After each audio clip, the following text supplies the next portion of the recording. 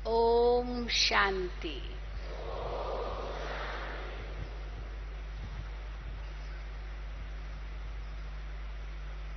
एक बहुत सुंदर गीत है। आत्मचिंतन से होता है आत्म परिवर्तन और आत्म परिवर्तन से होता है विश्व परिवर्तन। और इस ईश्वरीय विश्वविद्यालय में हम सबका एक नारा है, स्व परिवर्तन से विश्व परिवर्तन। कई लोग ये जब नारा सुनते ना हम लोगों का तो आश्चर्यचकित होते हैं। आप कहते हो स्व परिवर्तन से विश्व परिवर्तन, ये कैसे संभव होगा? एक व्यक्ति बदलेगा तो सारी दुनिया बदल जाएगी। एक छोटा सा मैं दृष्टांत आपको देती हूँ। एक पत्रकार आया था, अभी ऊपर मीडिया विंग का प्रोग्राम कल से शुरू हुआ है। बहुत मीडिया पत्रकार आए हैं, टीवी, रेडियो, अखबारों के बड़े बड़े लोग आए हैं। तो ऐसे ही एक समाचार पत्र का एडिटर था। उसने ये कहा कि आप ये दावा कैसे करते हो? इतना बड़ा दावा, एक के बदलने से पूरी दुनिया बदल जाएगी क्या? तो हमने उसको कहा आप बदल के तो देखो, क्योंकि आपके अंदर में अगर परिवर्तन आएगा तो आपके परिवार में आएगा, आपके परिवार में आएगा तो आपके मोहल्ले में आएगा, उसे समाज में आएगा, उसे देश में आएगा, उसे विश्व में आएगा। है लंबा प्रोसेस, लेकिन आप बदल के तो देखो। तो वो कहे हमारे एक के बदलने से क्या होगा? तो हमने कहा कि देखो, घर के अंदर अगर एक व्यक्ति बुरा होता है, शराब पीता है, बहुत गुस्सा करता है, बहुत बुरी आदतें हैं, एक ही व्यक्ति होता है, बाकी सब अच्छे होते हैं, पर उस एक बुरे व्यक्ति के कारण क्या सारे घर पर उसका प्रभाव नहीं पड़ता है? पड़ता है या नहीं पड़ता? तो एक नेगेटिव व्यक्ति का प्रभाव पूरे घर पर पड़ सकता है, सारा परिवार दुखी हो जाता है उसके एक के कारण। तो एक अगर पॉजिटिव अपना व्यवहार करे तो उसका प्रभाव नहीं पड़ेगा क्या? केवल नेगेटिव वाले का ही प्रभाव पड़ेगा। तो थोड़ा सोच में पड़ गया, लेकिन उसको संतोष नहीं हुआ। फिर जिससे भी मिले, जिस भी टीचर से वो क्लास सुने, सबसे एक ही प्रश्न करे, यही प्रश्न। उस समय बड़े दादी जी थे, तो हमने दादी जी को ये बता दिया था कि दादी जी ऐसे ऐसे प्रश्न कर रहा है और ये इसको संतोष नहीं है। तो हमने उसको बोला कि अभी दादी जी से आप मिलेंगे तो दादी जी आपको संतुष्ट करेगी। तो जब दादी के पास ले आए, हम उसको अलग से मिलाया। बड़ा था, बड़ी अखबार का वो चीफ एडिटर था। तो दादी से भी वही प्रश्न करने लगा। अभी दादी ने पहले से ही सोच लिया था कि इसे मैं कोई डिबेट नहीं करूंगी, क्योंकि बहुतों ने किया है। तो दादी ने उसको गिफ्ट देते ना, तो उस समय डायरी, जैसे डायरी, स्पिरिचुअल डायरी, आध्यात्मिक डायरी उसको गिफ्ट दी। तो दादी ने कहा कि देखो, ये प्रश्न तो आपने सबसे यहाँ पूछा है, मैंने जैसे सुना।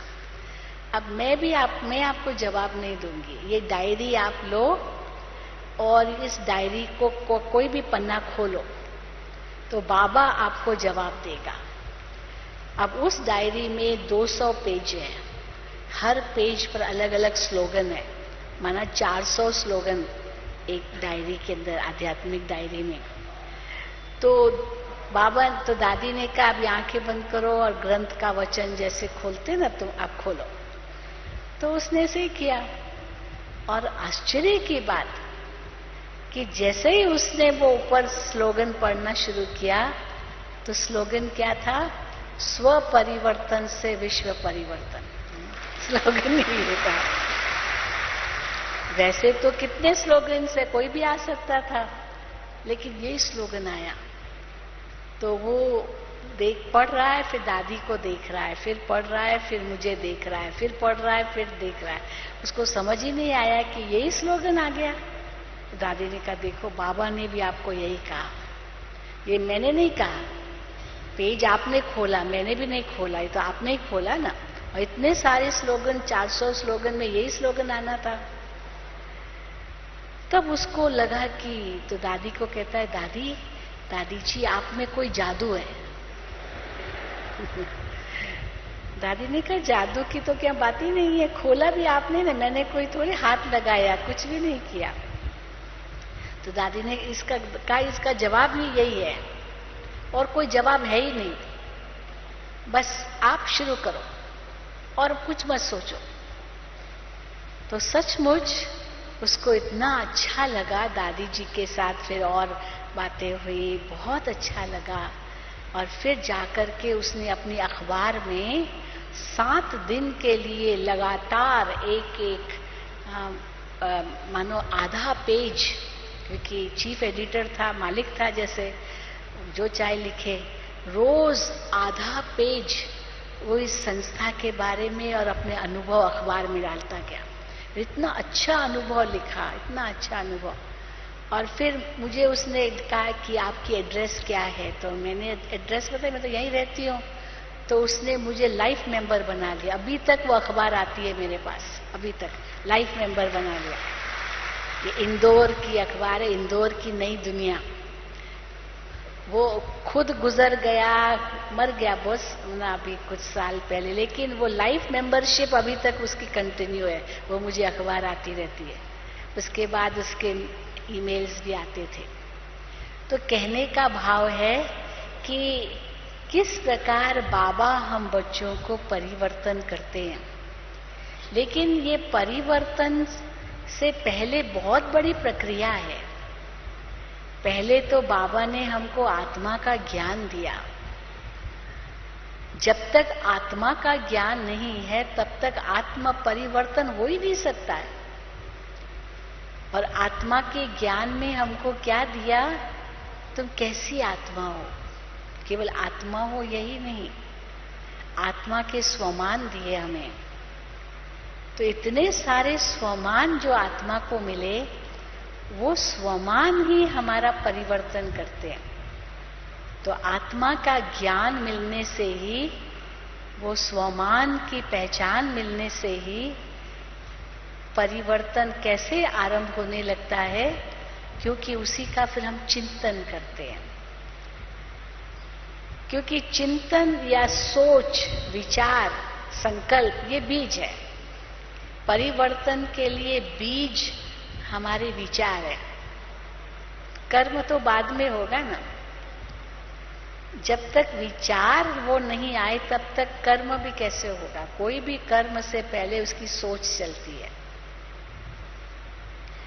तो इसीलिए आत्मज्ञान जैसे ही हमें मिला, उसका स्वमान मिला कि कैसी आत्मा हूं मैं, तो फिर आत्मचिंतन, जो हम कहते हैं राजयोग का ये प्रथम पाठ है, प्रथम कदम है आत्मचिंतन।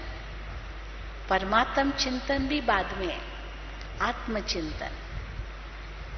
और वो चिंतन जो हम मन को देते हैं बुद्धि के बल द्वारा, ये आत्मा को दिशा प्रदान करता है, मन को दिशा प्रदान करता है किस तरफ जाना है। तो इसलिए आत्मज्ञान से आत्मचिंतन होता है। अब तक आत्मचिंतन तो था ही नहीं। जो भी देह अभिमानी लोग हैं, उनमें आत्मचिंतन कहाँ है।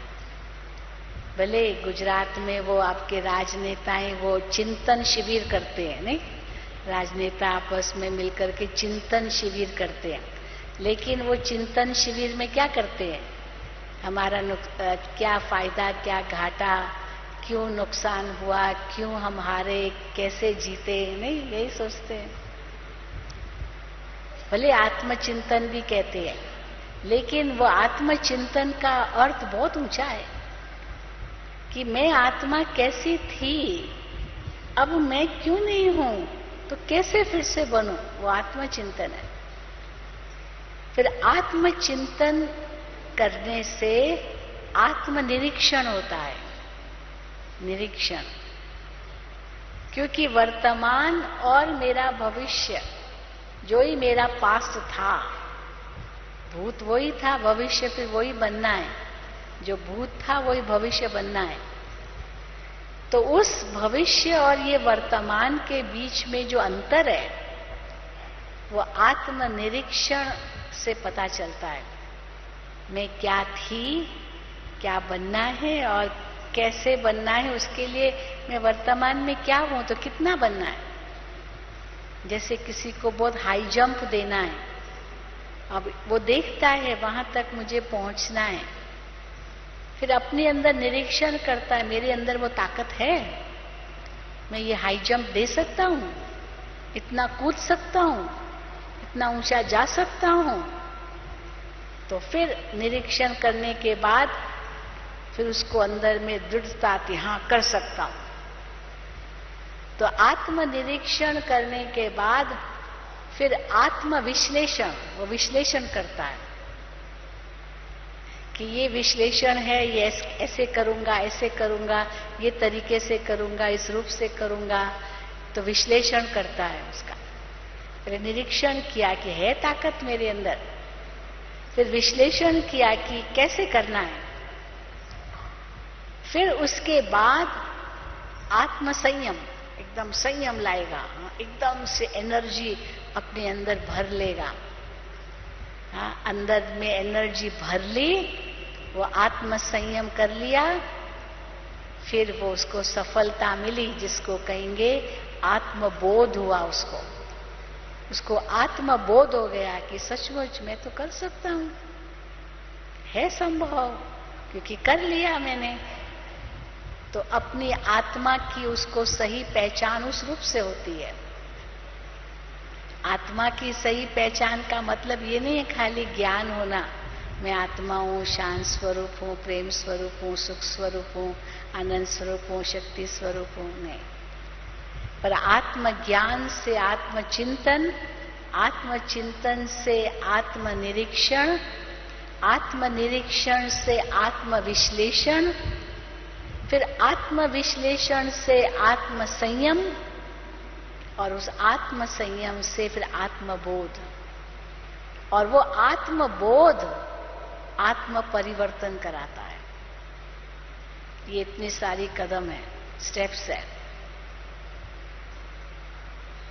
तो इसीलिए आत्मचिंतन भी सब कुछ नहीं है। जब तक परिवर्तन नहीं हुआ है, केवल चिंतन किया, कौन सी बड़ी बात की। ये तो जैसे भोजन खाया, उसको पचाया ही नहीं, हजम हुआ ही नहीं, तो वो भोजन शक्ति कैसे प्रदान करेगा। शक्ति प्रदान तब हो जब वो भोजन पचाए, हजम करे, वो खून में जाए, तब ताकत बने। उसके लिए उसका पेट भी शक्तिशाली हो, उसके आंतें भी शक्तिशाली हो, सब अंदर में शक्तिशाली हो। नहीं तो डायरिया हो जाएगा, डिसेंट्री हो जाएगा, उल्टी आ जाएगी, सब निकल जाएगा, शरीर में ताकत बनेगी नहीं। तो ये ज्ञान का मनन चिंतन, ये आधार है जरूर, जो बाबा हमको हर मुरली में भिन्न भिन्न रूप से देते हैं। फिर आत्मनिरीक्षण किया कि मेरा भविष्य इतना ऊंचा है, मेरा पास्ट इतना ऊंचा था, तो प्रेजेंट में भी वो हो सकता है फिर से। भले इस समय शक्ति नहीं रही, क्योंकि देह अभिमान में आ गया मैं। बाबा से भी योग मेरा टूट गया था, मैं जानता ही नहीं था बाबा को। तो जैसे ही मैं निरीक्षण करना शुरू किया, फिर विश्लेषण किया कि हाँ ये मैं कर सकता हूं, मेरी आंखें सिविल बन सकती है, मेरा मुख शुद्ध बन सकता है, ये कान शुद्ध हो सकते हैं, ये हाथ कमल की तरह है। केवल देवताओं के अंग नहीं है कमल की तरह। देवताओं के अंग को कमल से भेंट करते हैं, नैन कमल, चरण कमल, हस्त कमल, मुख कमल, हृदय कमल। लेकिन देवताओं के अंग कमल से भेंट नहीं करने की आवश्यकता है, क्योंकि वहां तो कीचड़ ही नहीं है। कीचड़ में ही तो कमल उगेगा। तो सतयुग में तो देवताओं के अंग को कमल से भेंट करने की जरूरत ही नहीं है, न वहां कोई है कमल से भेंट। लेकिन यहां जरूरत है, क्योंकि दुनिया में बहुत नेगेटिव वातावरण है, और उस नेगेटिव वातावरण के बीच में रहते हुए मेरा एक एक अंग कमल सदृश हो जाए। तो जैसे ही आत्मनिरीक्षण करके हम देखते हैं कि मेरे नैन तो नैन कमल है, ये नैन किसको देखे?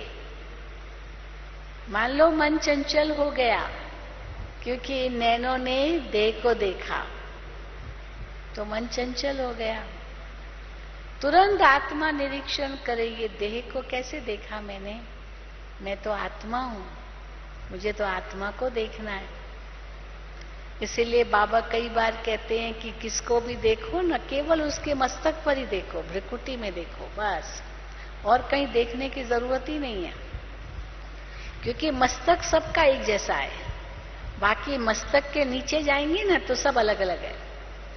आंखें देखो, कहेंगे इसकी आंखें ना शेरी आंखें है, बिल्ली जैसी आंखें हैं। इसका नाक है ना बहुत मोटा है, बहुत पतला है, बहुत पॉइंटेड है। इसके होंठ देखो कैसे एकदम पेंसिल जैसे। फिर और आओ तो वो सतो से रजो, रजो से तमो, वो सब स्थिति आएगी शरीर की भी। इसलिए बाबा कहते हैं और कहीं नहीं देखो, बस हर एक के मस्तक पर देखो।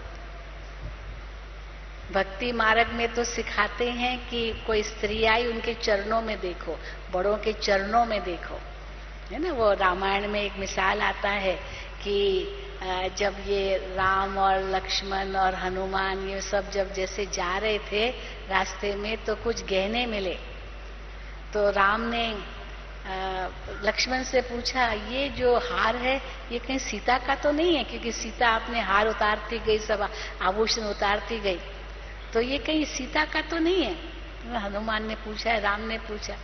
तो लक्ष्मण ने कहा, माफ कीजिए, मैंने तो कभी उनके गले में देखा ही नहीं, वो क्या पहनती थी। मैं तो सदा उनके चरणों में ही देखता रहा, तो चरण ही मुझे पता है, बाकी गले में क्या पहना है तो मुझे पता ही नहीं, क्योंकि दृष्टि कभी गले में गई नहीं, चरणों में ही गई। लेकिन बाबा तो हमको बहुत ऊंचा उठाते हैं, हर एक के मस्तक में देखो। और मस्तक में क्या दिखाई देगा? क्या दिखाई देगा? एक चमकती हुई मणि, आत्मा मणि दिखाई देगी, वो चमक रही है। और वो केवल चमक रही है, बाहर से चमक नहीं रही है, पर उसकी शुद्धि, आत्म शुद्धि, हर आत्मा अपने मूल स्वभाव में शुद्ध है। तो ये आंखें मेरी कैसी बन जाएगी? कितनी शीतल बन जाएगी।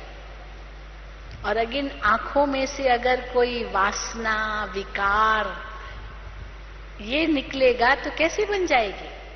वास्तव में पांचों ही विकार इन आंखों से पता चलता है। पांचों ही विकार, काम वासना का भी आंखों से पता चलता है। किसके अंदर काम विकार की अंदर में है ना वासना, वो पता चल जाता है। क्रोध है, एकदम आंखें लाल हो जाएगी। लोभ है तो वो आंखें ऐसे ऐसे करेगी, इसको चाहिए। मोह के वश होगा तो भी आंखें दिखाएगी। अहंकार से भी आंखों से पता चलता है। तो आंखें क्या है? ये मन का दर्पण है, खिड़कियां हैं आंखें। कहते हैं ना चेहरा मन का दर्पण है, तो चेहरा में भी जो आंखें ना वो मन का पूरा दर्पण है।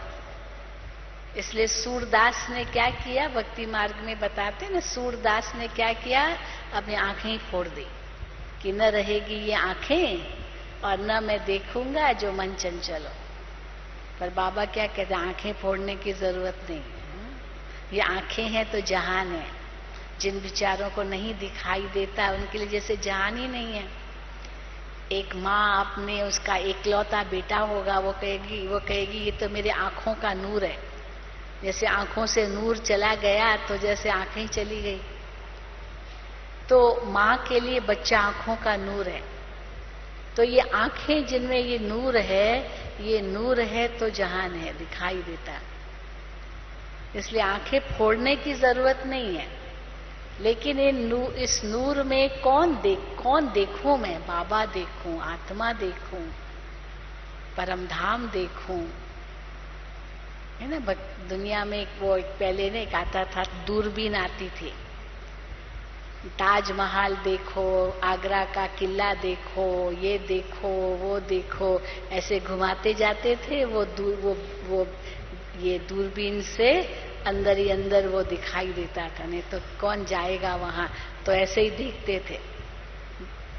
तो बाबा कहते हैं इन आंखों से क्या देखो? ये आंखें, भले ये आंखें ये देख रही है, लेकिन वो तीसरा नेत्र, वो आंख देखे, वो सदा आंख खुली रहे, सबको मैं उस आत्मा रूप में देखूं। ये आंखें बंद करने की भी जरूरत नहीं है। इसीलिए बाबा राजयोग में क्या कहते हैं कि आंखें बंद करने की जरूरत नहीं, आंखों को शुद्ध बनाओ। बंद किया कौन सी बड़ी बात की? हम हंसी की बात सुनाते हैं। किसी ने कहा कि अरे विश्वामित्र जैसा, जिसने हजारों साल तपस्या की, जब उसकी परीक्षा लेने के लिए शिव ने विष्णु को कहा, वो मेनका का रूप जैसे सामने आया, अप्सरा सामने आई और विश्वामित्र की तपस्या भंग हुई, आंखें खोली तो उस मेनका पर प्रभावित हो गया। इतनी हजारों साल की तपस्या एक सेकंड में भंग हो गई, एक सेकंड में भंग हो गई। सुनो, तो फिर लोग कहते कि अरे विश्वामित्र जैसा भी, वो भी हार गया, हम तो इंसान हैं हम तो गृहस्थी है। तो हम कहते हैं क्यों वो हार गया? क्योंकि उसने आंख बंद करके, एकदम दबा करके रखा ताकि ये देखो नहीं। तो दबा करके रखने से थोड़ी कोई सचमुच संयम होता है। दबा कर रखने से तो सब दब गया, फिर जब खुला तो और भी ज्यादा उसमें से ताकत से बाहर आएगा जो दबाया। लेकिन परिवर्तन चाहिए। जैसे गंदा पानी होता है, गंदा पानी को अगर साफ करना है तो उसके कई तरीके हैं। बाल्टी में गंदा पानी पड़ा है मान लो, अब उसको साफ करना है तो एक तो चलो भाई पूरा निकाल करके नलका खोलो और उसमें साफ पानी है और बाल्टी भरो। परंतु मान लीजिए उसको हमने गिराना भी नहीं है, तो उसका दूसरा तरीका है कि उसको फिल्टर करो, पानी को छानो, थोड़ा काम आएगा, कचरा निकल जाएगा। उसको कपड़े में छानते हैं। या तो फिर तीसरा तरीका है कि बाल्टी पानी अगर आ रहा है साफ तो नलका खोलते जाओ, धीरे धीरे पुराना पानी गंदा निकलता जाएगा और साफ पानी भरता जाएगा। ये भी तरीका है। और चौथा तरीका क्या है? उस पानी को आग पर रखो, उसकी भाप बनाओ, तो जो भाप बनेगी वो शुद्ध पानी होगा। फिर उस पानी को कंडेंस करते हैं। जो शुद्ध पानी जो भाप बन करके ऊपर गया वो डिस्टिलेशन प्रोसेस कहते हैं इंग्लिश में। तो कैसे वो भाप बन के ऊपर गया, फिर वो पानी बनाया, तो वो तो कितना शुद्ध पानी हो, क्योंकि उसको पकाया, उसको उबाला। तो हम भी अपने संकल्पों को, जिसको बाबा कहते हैं योग की शक्ति, उससे हम कैसे परिवर्तन करते हैं, जिसको योग अग्नि कहते हैं, जिसको बाबा ज्वाला स्वरूप याद कहते हैं, उसके अंतर्गत हम अपनी दृष्टि को, वृत्ति को, स्मृति को, सबको शुद्ध बनाते जाते हैं। ये आंखें सिविल बन जाए, आत्मा के सिवाय किसी को देखे ही नहीं। ये स्त्री है, पुरुष है, ये भी क्यों भान, आत्मा है। या जो बाबा कहते हैं भाई भाई बहन है, कितनी पवित्र दृष्टि है। आज की कलयुगी दुनिया में भाई बहन की दृष्टि भी पवित्र दृष्टि नहीं रहती है। कितने माँ बाप हम आकर के कहते, बहन जी मेरा जवान बेटा बेटी घर में बैठे, जवान है, दोनों ही जवान है, तो बड़ा डर लगता है दोनों को अकेला छोड़ के आए जवान बेटे बेटी को, है तो भाई बहन ना दोनों। लेकिन जवान बेटा बेटी भाई बहन होते हुए भी दृष्टि जा सकती है गंदी, बुरी दृष्टि जा सकती है, कि स्त्री फीमेल देखते हैं ना। इसीलिए बाबा कहते हैं इस दृष्टि से भी ऊपर जाओ, आत्मा देखो, सब आत्मा ही है। तो वो दृष्टि कैसे आएगी जब ये आंखें नहीं देख रही है, तीसरी आंख देख रही है, और वो तीसरी आंख इस आंख को मदद कर रही है, क्योंकि आत्मा को भ्रुकुटी के बीच में देख रहे हैं, चमकता हुआ सितारा। अगर कहीं दृष्टि बुरी गई तो आंखें फोड़ने की जरूरत नहीं है, अपना परिवर्तन करो। मुझे तो आंखों से आत्मा को ही देखना है। हर एक की मस्तक पर मणि चमक रही है, और वो मणि बहुत शुद्ध है, चाहे कैसा भी व्यक्ति हो बुरा, लेकिन सचमुच वो बुरा नहीं है, वो आत्मा बहुत पवित्र है। लोगों ने उसका उल्टा अर्थ ले लिया कि आत्मा तो कभी अशुद्ध होती नहीं है। कोई भी पाप करते हैं सब शरीर को लगता, आत्मा को तो लगता ही नहीं, ये उल्टा ज्ञान ले लिया। लगता तो आत्मा को ही है, चाहे कैसी भी आत्मा अभी है, उसकी स्थिति अच्छी नहीं है, बहुत पाप किए हैं, लेकिन ये जरूरी नहीं है कि वो आत्मा फिर पुण्यात्मा नहीं बन सकती है। बन सकती है, अगर बदल जाए तो बदल सकती है। इसीलिए एक बहुत सुंदर कहावत है, एक कहावत है कि every saint has a past. कोई इस समय बड़ा संत हो, बड़ा महात्मा हो, बहुत बड़ा सन्यासी हो, बहुत अच्छी स्थिति है उसकी, लेकिन उसका पहला इस संत बनने से पहले वो गृहस्थी होगा, बिजनेसमैन होगा, पता नहीं क्या क्या पाप किए होंगे, लेकिन बदल गया वो। कोई जन्म से नहीं था ऐसे, बचपन पता नहीं कैसा बीता होगा। तो every saint has a past. उसका जो भूत होगा वो कोई बहुत अच्छा होगा ये जरूरी नहीं है, लेकिन उसने आत्मनिरीक्षण किया, आत्मविश्लेषण किया, आत्म संयम किया, आत्मबोध हुआ, तो आत्म परिवर्तन हुआ उसका, भी वो संत बन गया। And every Sinner has a future. माना चाहे इस समय कोई कैसा भी पापी क्यों न हो, उसका भी भविष्य है, ऐसे नहीं कि भविष्य नहीं है, वो बदल सकता है ना। इसीलिए भारत के अंदर चाहे फांसी की सजा भले है, लेकिन सोचते नहीं फांसी की सजा नहीं मिल जाए, उम्र कैद भले मिले।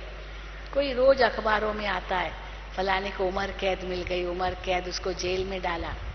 आज भी अखबार में पढ़ रहे थे, एक वो युगल है जिनके लिए कहते कि उसने अपने बेटी की हत्या की और बेटी को जो संभालता था उसकी हत्या की। अभी उसका अमानत, वो जो जमानत है वो नहीं मना नहीं कर रहे हैं, जेल में डाला। तो उन्होंने कहा ठीक है, अगर जेल में बैठना ही है कोई बात नहीं, हम जेल में जो लोग हैं ना उनको हम पढ़ाएंगे।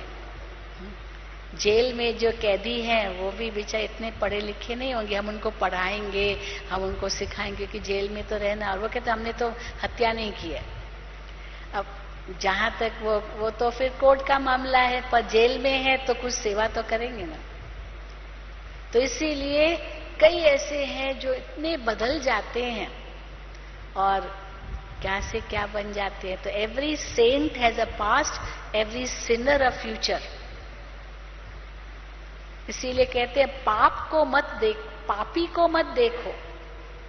पाप और पापी ये दो चीजें, उसने क्या पाप किया है वो आपको न छुए, ये जरूर सोचो।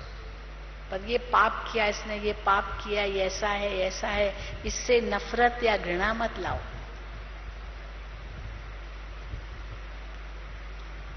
तो इसीलिए शिव बाबा भी कहते हैं हर एक को आत्मा रूप में देखो, इसलिए बदल के दिखाओ, बदला मत लो। इसने मेरे साथ ऐसे किया, मैं भी नहीं छोड़ूंगा, नहीं, हिसाब किताब पूरा हो गया। तो जब भी कोई ऐसा नेगेटिव विचार किसी के प्रति भी आए, बाबा ने हमें सिखाया कैसे उसको पॉजिटिव बनाओ, क्योंकि हर चीज के दो पहलू होते हैं, कोई भी चीज एक पहलू वाली नहीं है। जैसे हम लोग बताते हैं ना कि भाई किसी ने आधा ग्लास पानी का दिया तो हम खाली वाला हिस्सा क्यों देखते, जो आधा भरा हुआ वो देखे ना। पर हम लोगों की आदत है जो खाली वाला हिस्सा वही देखेंगे, देखा ये कितना कंजूस है, पानी भी पूरा ग्लास नहीं दिया, इतना ही दिया ना। पर कम से कम मिला तो सही, 2 घूंट भी तो हम पी तो सकते हैं ना। पर अगर शरबत दिया तो और भी अच्छा, दूध दिया तो उनसे अच्छा, आधा ही दिया भले। तो इसीलिए बाबा क्या कहते हैं कि आत्मनिरीक्षण, आत्म विश्लेषण करके कैसे आत्म संयम करे, 1 सेकंड में कंट्रोल। जो बाबा ने उस दिन भी मुरली में कहा कि ब्रेक कैसी लगनी चाहिए हमारी, ये नहीं कि ब्रेक यहां लगाओ और लगे वहां आधा फरलॉन्ग के बाद। हमको तो अभी लगानी है ना, सामने आ गया, रुकावट आ गई और मैं ब्रेक लगाऊं और ब्रेक उस समय न लगे तो एक्सीडेंट तो हो ही जाएगा। इसीलिए आजकल हर गाड़ी के अंदर पावर ब्रेक है, पावर ब्रेक। जितनी ब्रेक चाहिए हम उतनी लगा सकते हैं, धीरे धीरे कम कर सकते हैं स्पीड, और एकदम लगाएं तो एकदम से भी खड़ी हो जाएगी गाड़ी। बहुत एक्सीडेंट से बच जाते हैं, नहीं तो क्या नहीं एक्सीडेंट्स होते हैं। परंतु अंतर का भी ब्रेक लगना चाहिए, और उसके लिए बाबा ने युक्ति हमें बताई है। 3 बिंदु की बात, बहुत सुंदर गीत सुना, सरला दीदी ने भी कितना अच्छा क्लास कराया। नॉट और डॉट नहीं, नहीं जैसे ब्रेक लगा दी, नहीं, इस बात को आगे बढ़ाना ही नहीं है, बस यहीं खत्म। उसको जड़ कोई जला दो, सोचो ही नहीं, सोचना ही नहीं है, नहीं, बस नहीं कहा, वो सोच अपने आप बंद हो जाएगा। बेचारा मन तो आपका आज्ञाकारी है, पर हम मन को छोड़ देते हैं, तुमको जो चाहिए सोचो, तो मन तो बेलगाम घोड़ा हो जाता है। नहीं तो मन बहुत आज्ञाकारी है, वो तो बच्चा है ना, छोटा बच्चा है, उसको तो प्यार से चलाना है, मार कर डांट कर भी नहीं। आंख भी कभी कभी दिखानी पड़ती है, पर जो कहेंगे वो मानेगा। ये नहीं कि मेरा मन तो मानता ही नहीं है, नहीं, अगर अंदर में संकल्प है तो क्यों नहीं मानेगा, करना ही है। जिसको बाबा कहते हैं कि कभी कभी, ये बाबा को भाषा पसंद नहीं है, सम टाइम नहीं, सोचेंगे, करेंगे, देखेंगे, गे की भाषा बाबा को पसंद नहीं है। ये तो बच्चों की भाषा है। छोटे बच्चे होते हैं ना, वो अभी तक बोलना सीखा नहीं है, तो धीरे धीरे वो बा करते रहते, तो मुंह से लार निकलती रहती है, क्योंकि अभी तक बोलना आया नहीं है, बातचीत नहीं कर पाते हैं, तो मुख से लार निकलती रहती है, तो गे करते रहते हैं। तो हम बच्चे भी ये करेंगे, देखेंगे, ये गे करते रहते हैं। छोटे बच्चे हो गए, ताकत ही नहीं है, शक्ति ही नहीं है। लेकिन हम ऐसे तो नहीं है ना। तो जबकि बाबा ने हमें ये कहा, तो 1 सेकंड में हम ब्रेक लगा सकें, नहीं, नॉट। और फिर चलो, कई बार हमें कोई अशुद्ध संकल्प आते हैं, क्योंकि संकल्प पहले मन में आएंगे, तो नॉट लगाया, पर मान लीजिए वो नॉट लगा नहीं, ब्रेक उस रूप से लगी नहीं, तो फिर बाबा कहते चलो, अगर हो भी गया, संकल्प आया भी, चलो थोड़ी देर के बाद भी आया, फिर उसके बाद तो डॉट लगाओ, चलो जो हो गया सो हो गया। लेकिन कई बार क्या होता है, एक तो नॉट नहीं लगाना आता, नहीं करना नहीं आता, दूसरा सोचने के बाद फिर जब होश आता है, फिर उसके बारे में सोच चलता है, मैंने ऐसे कैसे सोच लिया, मुझे ऐसे नहीं सोचना चाहिए था, मेरा कितना टाइम गया, कितनी मेरी शक्ति उसमें चली गई, कितना गलत काम हो गया, अभी तो बाबा मुझे बहुत सजा देंगे, अंदर ही अंदर जैसे दुखी होते रहेंगे। फिर बाबा कहते वो भी नहीं करो, उसको फिर डॉट लगाओ, चलो जो हुआ ड्रामा, उसको ड्रामा कहते हैं, उसे सीख लिया, आगे बाबा मैं कभी नहीं करूंगा, प्रतिज्ञा कर ली। केवल इतना ही नहीं, बाबा माफ करो, बाबा माफ करो, बाबा कहते हैं ये क्यू में मत खड़े हो जाओ, प्रतिज्ञा करो। बाबा ने उस दिन मुरली में कहा, कई बच्चे हैं कोई भूल करते, बाबा आप तो सब जानते हो ना, इसलिए बाबा को बताते भी नहीं है। बताओ जरूर, बाबा ये भूल हो गई। फिर माफ करो की बजाय, बाबा अब मैं प्रतिज्ञा करता हूं फिर आगे कभी नहीं करूंगा, तो दृढ़ संकल्प, ये है आत्म संयम। फिर दोबारा जब ऐसा प्रसंग आए याद आएगा, मैंने तो प्रतिज्ञा की है बाबा से। कई प्रतिज्ञा करने से डरते हैं। कल भी बाबा की मुरली में था, ये प्रतिज्ञा करो, ये प्रतिज्ञा करो। बाबा रोज प्रतिज्ञा कराते, रवि सवेरे उठ करके प्रतिज्ञा करो। कई कहते प्रतिज्ञा करे और पालन न कर सके इसलिए प्रतिज्ञा ही नहीं करते। करो तो शक्ति आएगी, ये हिम्मत रखी प्रतिज्ञा करने की। पालन करने की शक्ति बाबा देगा, आपने हिम्मत तो रखी। हिम्मत ही नहीं रखेंगे तो प्रतिज्ञा पालन करने की शक्ति भी कहां से आएगी।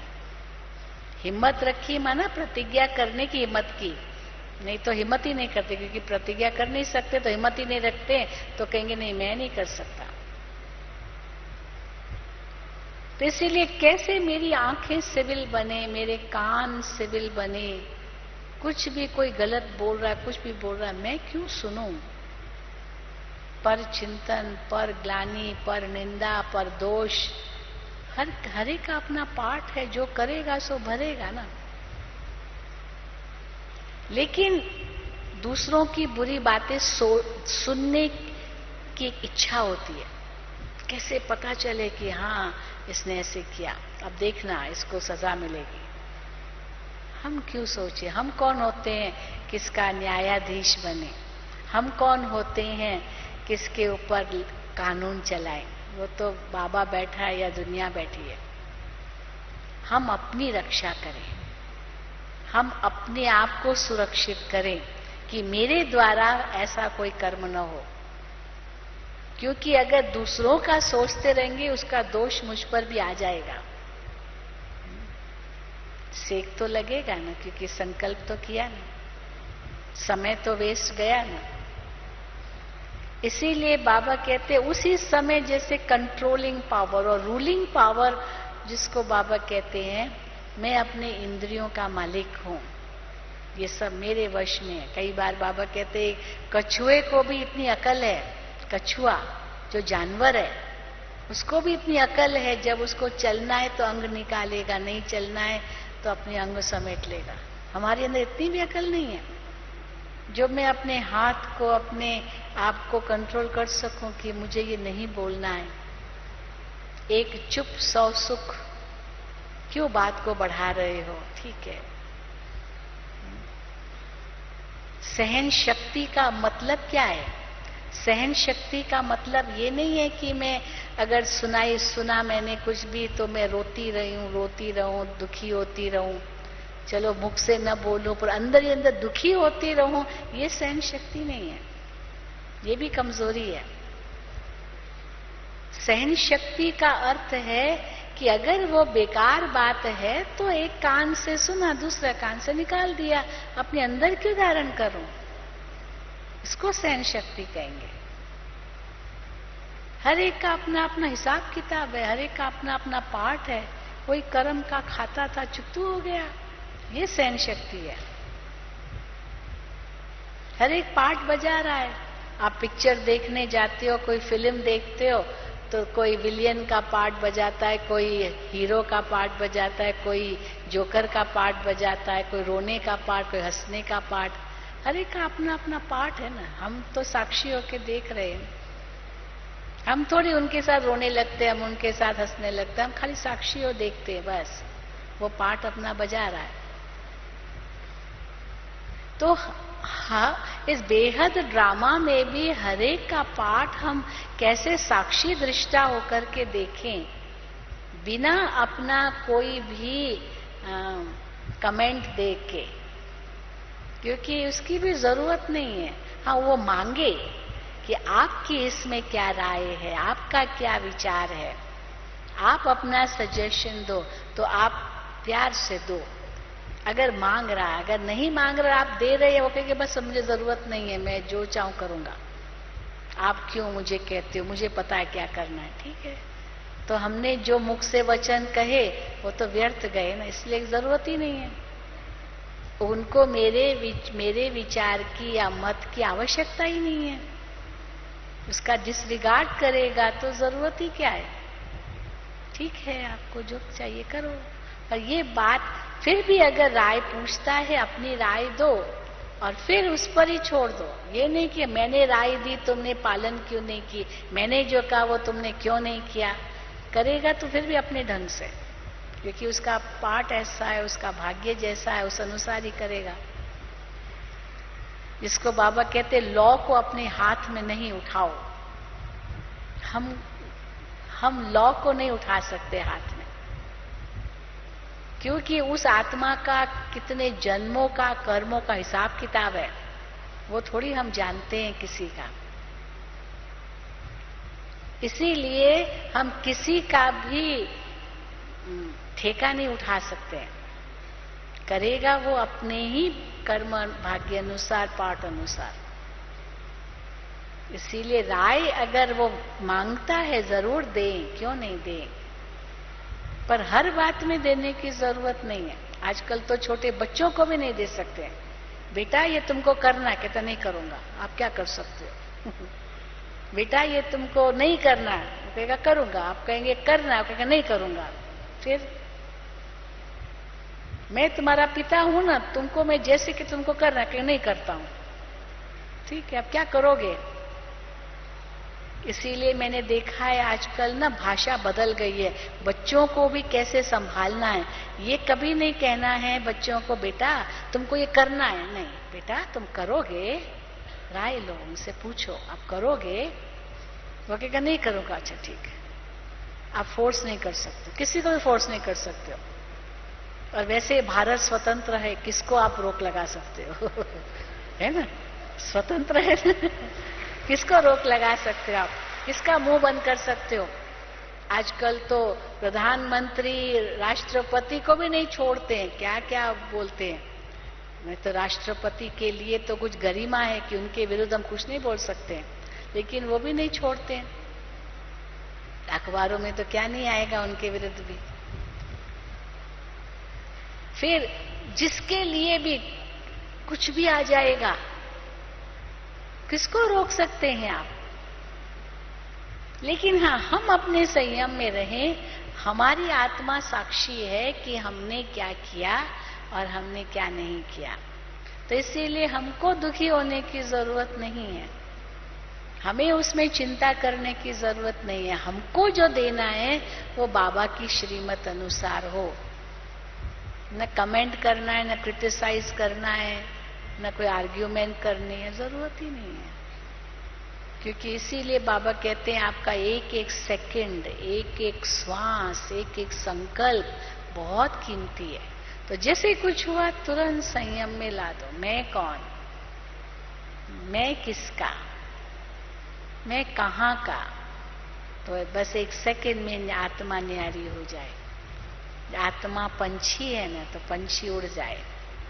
वो एक मिसाल देते हैं ना कि एक वो बिल्ली सामने आई कबूतर के, तो कबूतर डर गया, हाय ये बिल्ली आई मुझे पकड़ लेगी, मुझे खा जाएगी, मुझे मार डालेगी। तो डर के मारे आंखें बंद कर दी कबूतर ने, बिल्ली को देखना ही नहीं। अब बिल्ली तो आ गई, उसको पकड़ भी लिया, उसको मार भी दिया, उसको पता ही नहीं चला, आंखें बंद थी। तो माया ऐसे आती है। पर कबूतर डरता क्यों है? चलो कबूतर है तो भी क्या, वो बिल्ली बहुत शक्तिशाली है, लेकिन कबूतर के पास एक विशेषता है जो बिल्ली के पास नहीं है। वो क्या है? उड़ सकता है, उड़ सकता है ना। पर उस समय वो भूल जाता है कि मुझे पंख है। वो बिल्ली से डर जाता है। तो हम भी उस समय डर जाते हैं, हाय क्या होगा। आप न्यारे हो जाओ, एक सेकंड में न्यारे हो जाओ, आत्मा अशरीरी हो जाए। अशरीरी हो सकती है, ये हमारी प्रैक्टिस हो। इसलिए अभ्यास जो हम करते हैं योग का, आत्मा अशरीरी बन गए, एक सेकंड में न्यारी हो जाए।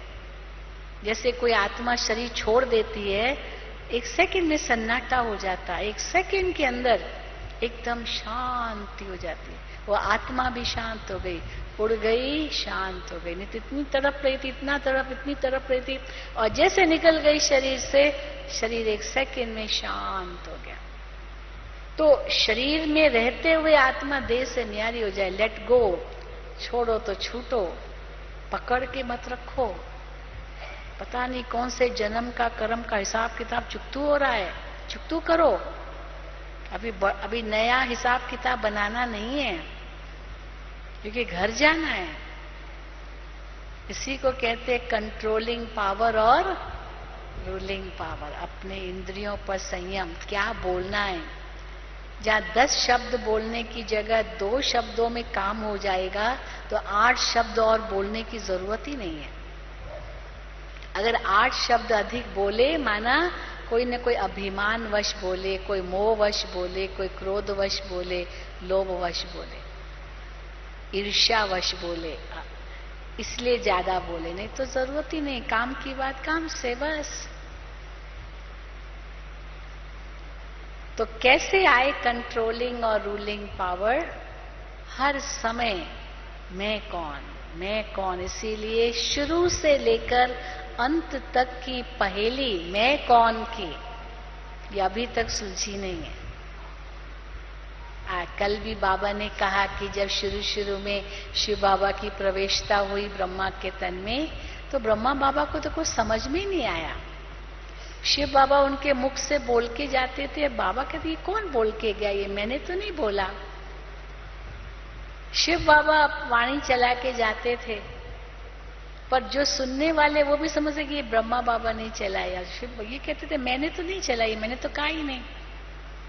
फिर बाबा चित्र निकालते थे, दीवारों पर चित्र निकालते थे, बाबा को कुछ समझ में नहीं आया। और कैसे बाबा ने अपने आप को तैयार किया, ब्रह्मा बाबा ने।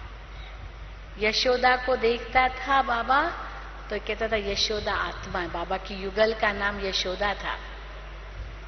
यशोदा आत्मा है, यशोदा आत्मा है, दीवारों पर लिखता था बाबा, यशोदा आत्मा है, यशोदा आत्मा है, ताकि यशोदा भी पढ़े कि तुम आत्मा हो। फिर बाबा की बहू का नाम राधिका था, राधिका आत्मा है, राधिका आत्मा है, राधिका आत्मा है। बाबा ने अपने बेटे का नाम ही नारायण रख दिया था, लौकिक नाम, लौकिक बेटा बाबा का, उसका नाम नारायण था। तो ये नारायण नाम क्यों रखा शुरू में, ज्ञान से पहले? क्योंकि बाबा ने वो अजामेल की कहानी पढ़ी थी शास्त्रों में। अजामेल जो था वो बहुत बड़ा पापी था, लेकिन उसके बेटे का नाम नारायण था। तो जब उसका अंत समय आया, तो उसने तो नारायण नारायण नारायण नारायण का, तो भगवान का सिंहासन हिला कि नारायण नारायण बुला रहा है तो मैं जाऊं। बुलाया अपने बेटे को, तो नाम बेटे को बुलाया, लेकिन नारायण का सिंहासन, विष्णु का सिंहासन हिलने लगा। भगवान समझते, और वो पहुंच गया, उसका उद्धार हो गया, क्योंकि अंत में नारायण नारायण बोला और सारा पाप धुल गया। इतना सारा पाप किया था उसने जीवन के, अंत में उसने नारायण बोला। तो बाबा को ये कहानी बहुत अच्छी लगी। तो बाबा ने अपने लौकिक में जो उनका लास्ट बेटा नारायण था, तो उस बेटे का नाम नारायण रखा कि अगर मैं भी, तो बाबा तो संसारी थे ना, गृहस्थी तो थे ना, बाल बच्चे वाले थे, बिजनेसमैन थे, पता नहीं क्या क्या कर्म भी किए होंगे। बिजनेस में तो बहुत कुछ होता है, लेकिन नारायण रख दिया कि अंत में अगर इसी की भी याद आई तो कोई बात नहीं, भगवान प्रसन्न हो जाएंगे। ऐसे तो क्या है कि अब वो तो चलो कहानी का रूप है, लेकिन बाबा कहते हैं अंत के समय मेरे सिवाय कोई याद न रहे, कोई भी याद न रहे। ये बहुत बड़ी कसौटी है। अंत में संपन्न और संपूर्ण बनने के लिए किसी की भी याद न आए, किसी देहधारी की याद न आए, किसी चीज की इच्छा न उत्पन्न हो। कई बार हमने देखा है, कई लोग मरने से पहले इच्छाएं बहुत उत्पन्न होती है।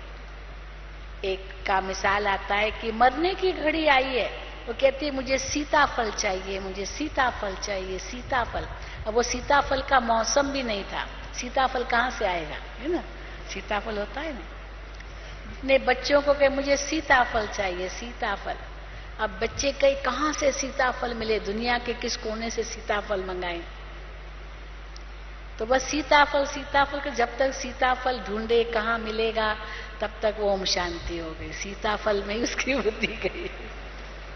तो इसीलिए बाबा कहते अंत में कोई याद ना आए, कोई देहधारी याद ना आए, हिसाब किताब इतने चुकत हो, क्योंकि एक सेकंड में हम अपने आप को संयम में रख सके, न कोई व्यक्ति याद आए, न वस्तु याद आए, न वैभव याद आए। इसीलिए बाबा हमें कहते बच्चे ट्रस्टी बन जाओ, सब कुछ शिव बाबा का समझो। शिव बाबा कहेंगे रखो अपने पास, लेकिन मेरा समझ कर चलो, अमानत में फिर ख्यानत नहीं पड़ेगी, क्योंकि शिव बाबा का है। तब देखो हम सही रूप से अपने आप को कंट्रोल कर सकेंगे, अपने ऊपर राज्य कर सकेंगे। अच्छा, ओम शांति, ओम शांति, ओम शांति। ठीक है।